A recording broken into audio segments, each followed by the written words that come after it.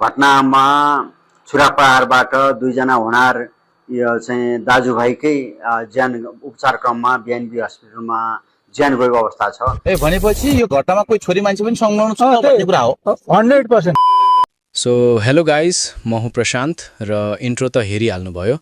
आज म नेपालमा अहिले के भएको छ त्यो भन्न गइरहेको छु, जुन सुनेर मलाई लाग्छ हजुरहरूलाई विश्वास हुँदैन।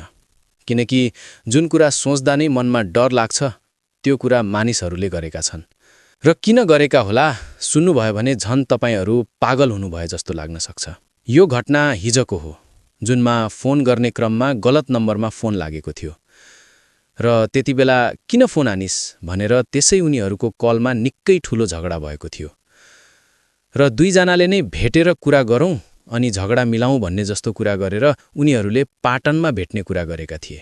अनि भेटेर कुरा मिलाउँ भन्दा झन् झगडा पर्यो त एकजना मानिसले आफूसँग मासु काट्ने खुडा लुकाएर ल्याएको थिए र उनले त्यसले हान्दा दुईजनालाई अस्पताल पुर्याउने क्रममा दाजुभाइको नै ज्यान गयो। र यो विषयमा अरू क्रिएटरहरूले के भन्नुभएको छ र प्रहरीले अनि ती दुईजनाका पिताले के भन्नुभएको छ म सबै देखाउँछु। सबैभन्दा पहिला नेपाली प्रहरीले के भन्नुभएको छ त्यो हेरौँ। वास्तवमा यो सामान्य कुराबाट कति ठुलो अपराध हुन सक्छ।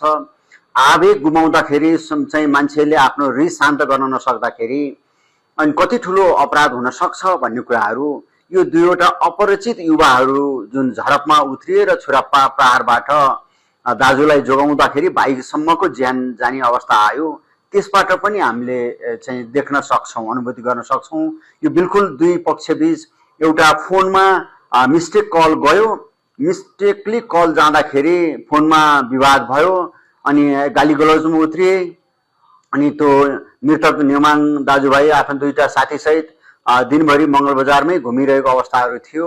अनि जसकोमा फोन गएको थियो उसले त कहाँ छस् के छस् तुरन्त भेट्छु भन्यो अनि उनीहरूले अनेस्टली पूर्वक नै ल आओ हामी मङ्गलबजार कृष्ण मन्दिर अगाडि छौँ भनिसके पछाडि अर्को पक्ष पनि त्यहाँ आयो र दुईटै पक्ष भेटघाट भइसके पछाडि मङ्गलबजार कृष्ण मन्दिरकै अगाडिपट्टि थोरै विवाद हुने क्रममै त्यो छुरा बोकेर आएको सञ्जीव नेपाली वर्ष 32 को सञ्जीव नेपालीले अचानक सुमित नेमाङ दाजु वर्ष 33 को लाई छुरा प्रहार घाँटीमा छुरा प्रहार गरे। उनले आफ्नो साथमा ल्याएको छुरा प्रहार गरिसके पछाडि उसको भाइ त्यहाँ बचाउन जान्छन्। भाइ बचाउन जाने क्रममा भाइ सिर्जन नेमाङ वर्ष 25 को लाई पनि उसले मल्टिपल ठाउँमा चाहिँ अट्याक गर्छ, पेटमा, घाँटीमा, छातीमा। त्यो लामो चाहिँ मासु काट्ने छुरा, दाउ टाइपको छुरा हुन्छ, लामो छुरा, त्यो प्रहार गर्छ।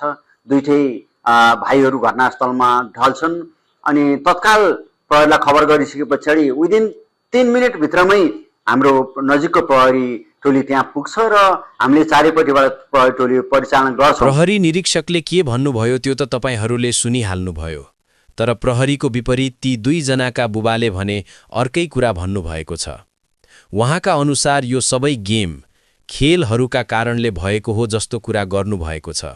आउनुहोस् हेरौँ। सुमित र सृजनको बुवा हुनुहुन्छ। हजुर हजुर। हिजो जुन खालको अप्रिय घटना घट्यो उहाँहरू तपाईँको आफ्नै छोरा हुनुहुन्छ। मेरै छोरा। छोराहरू कति थिए? दुई भाइ छोरा हो, छोरी छैन। अब सुरक्षित म मात्रै जिपी छ। समाचारमा आए जस्तो, जस्तै समाचारमा भन्छ अननोन नम्बर मिस कल जाँदाखेरि अथवा मिस कल गर्दाखेरि चाहिँ त्यो मलाई थाहा छैन, मेरोमा आएको छैन, रिसिभ पनि गरेको छैन। छोराकै नम्बर होइन, त्यो आइसकेपछि चाहिँ त्यो घटना घटेको हो भन्ने होइन त्यो मलाई थाहा। त्यो कुरा अहिले छोरी मान्छेको कुरा निकाल्छ। छोरी मान्छे त घरको कुरा भनेको छु तपाईँलाई। घरमा लगभग त 2-3 बजेको आसपास हुनसक्छ, अथवा मेरो छोरो जुन डेड भएको छ उसकै मोबाइलबाट डेडबाट थाहा हुन्छ, त्यहाँबाट चाहिँ छोरी मान्छेको पनि आवाज आउँछ।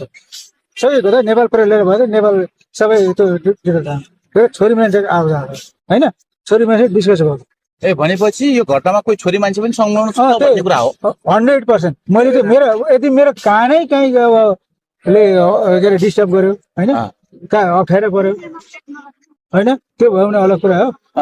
नभए चाहिँ त्यो होइन भने त छोरी मान्छेको आवाज मैले सुनेँ। जस्ती कुराहरू अनुसन्धानले पक्कै पनि गर्ला, तर तपाईँहरूले चाहिँ त्यस्तो पनि थियो भन्ने कुरा चाहिँ मैले सुनेको हो। यदि म आफै भ्रममा थिएँ म आफै ब्रह्म थिएँ अथवा मेरो कानले नै राम्रो त्यतिखेर सुन्न सकेन अथवा मेरो मेन्टलीले गर्न सकेन भगवान जानुहोस् तर त्यो मोबाइलको डिटेल हेरेर छ। साथै यो भिडियोमा एकजना दाजुले निकै राम्रोसँग व्याख्या गरेर भिडियो हाल्नु भएको छ, त्यो हेर्नुहोस् किनभने उहाँको भिडियोमा सबैभन्दा धेरै लाइक आएको छ, जुन सुनेर तपाईहरूलाई यस बारेमा सबै कुरा थाहा हुनेछ। रङ नम्बर डायल गर्दाखेरि दाजुभाइको गयो ज्यान। दाजुको नाम सुमित र भाइको नाम सिर्जन नेमवाङ रहेको छ र उनीहरू चाहिँ इमाडोलमै बस्दै आएको र इमाडोलमै हुर्केको, इमाडोलमै जन्मेको र उसको बुवा पनि इमाडोलमै रहेको र इमाडोलमा घर भएको र उनीहरूको आमा चाहिँ लन्डनमा रहेको। लन्डनमा आमालाई भेट्न जान्छु भनेर उनीहरू जाने तयारीमा थिए र त्यो दिन चाहिँ उनीहरूले रङ नम्बर चाहिँ कल गर्दाखेरि रङ मान्छेलाई पुगेछ। रङ मान्छेलाई कल गर्दाखेरि उनीहरूको डिस्कस के भयो त्यहाँनिर। डिस्कस भइसके पछाडि सरी भनेर माफ माग्न जान्छु भनेर चाहिँ उनीहरू त्यहाँ भेट्न गयो पाटन दरबार स्क्वायरमा। भेट्न जाँदाखेरि चाहिँ सञ्जीव नेपाली नाम गर्ने एउटा युवाले, मासु पसलमा काम गर्ने युवाले चाहिँ अन्धाधुन्दा माफी माग्न जाँदाखेरि पनि उसले चाहिँ कुरै नसुनिकन खुकुरी प्रहार गर्यो। भाइलाई खुकुरी प्रहार गर्ने बित्तिकै दाइ पनि त्यहाँ छुटाउन जाने भनेर गएको थियो र दाइको पनि लियो ज्यान। र पहिला सुरुमा खुकुरी हानेर भाइलाई ढाले, त्यसपछि भाइलाई ढालिसके पछाडि दाइलाई पनि खुकुरी प्रहार गर्यो। खुकुरी प्रहार गरिसके पछाडि दुईजना त्यहीँ ढले र त्यहाँको बासिन्दाहरूले पुलिस बोलायो। पुलिस बोलाइसके पछाडि चाहिँ त्यो खुकुरी प्रहार गर्ने चाहिँ लुक्न जान लागेको छ रेस्टुरेन्टमा। महिला प्रहरीले चाहिँ उसलाई समातियो र महिला प्रहरीमाथि पनि उसले दुर्व्यवहार गर्यो। घाइते दाजुभाइलाई चाहिँ नजिकैको इमाडोलमा रहेको बिएनबी हस्पिटलमा लाँदाखेरि चाहिँ हस्पिटलले मृत घोषणा गर्यो। अब यति देखेपछि तपाईहरूलाई यस विषयमा सबै जानकारी भयो होला। यदि अझै केही कुरा छुटेको जस्तो लाग्छ भने अहिले मैले देखाएको यो भिडियो हेर्नुहोस्। पाटनको घटनामा चक्कु प्रहारबाट मृत्यु भएका समित र सिर्जनको बुवाले मिडियामा बोल्दै भन्नुभएको रहेछ, गेम खेल्दै थिए, मोबाइलमा खेल्ने गेम हुन्छ नि अनलाइन गेम, त्यो के हो तपाईँहरूलाई थाहा होला। त्यो गेम खेल्दै थिए, दुईजना मेरो छोरा थिए, दुईजना अरू थिए, अरू दुईजनामा मध्ये पनि एकजना केटा र एकजना केटी थिए। गेम खेल्दै थिए, छाडा शब्द बोलिरहेको थिए, एकअर्कालाई गाली गरिरहेको थिए, अश्लील शब्दहरू प्रयोग गर्दै थिए।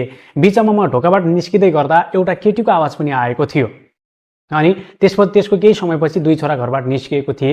ह्यानत्यान घटना भएपछि अरू धेरै कुरा पनि उहाँले मिडियामा भन्नुभएको रहेछ।